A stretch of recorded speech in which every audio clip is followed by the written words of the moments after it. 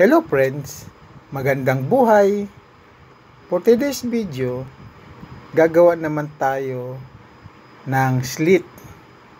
Kung papaano gagawin ang slit sa short. Ayan, at the same time, i-attach na rin natin ang lining o yung pinakang panloob ng short, Ayan, pinakang doble niya.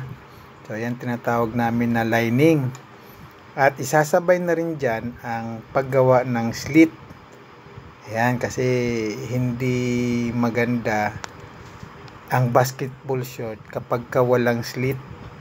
Ayan, kasi yan ang magbibigay ng kaginhawaan tuwing tatakbo ang mga player. Kailangan meron talagang slit para hindi humihigpit ang short. Ayan, nagpapaluwang kasi yan sa short tuwing tatakbo ang ating player.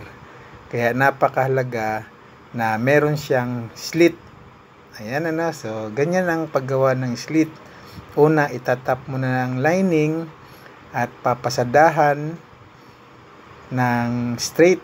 Tapos lulupian at ganyan ipapatong na yung pinakang B, pinakang slit niya Ayan papasadahan sa ibabaw.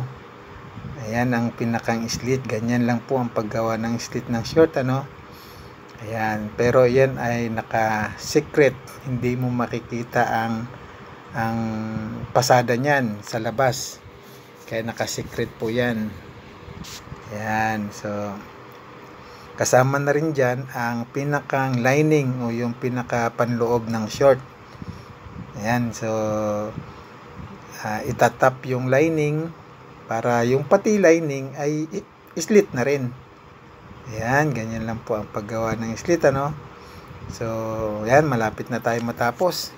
Ayan, ginagatlaan din po yan minsan, binabawasan. Pero ako kasi usually, gatla lang ginagawa ko dyan. Tapos, ibabaliktad lang at ihaharap yung pinakang short mo Ayan, ganyan na po ang niyan, ang sistema Ayan, pinapasada na sa ibabaw at yan ang pinakang slit niya. Ayan, so di ba kung papanoorin natin, napakasimple lang gawin ang slit. Ayan, so yan na po ang slit.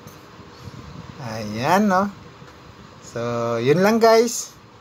At salamat po sa panonood. See you sa next video. Bye bye.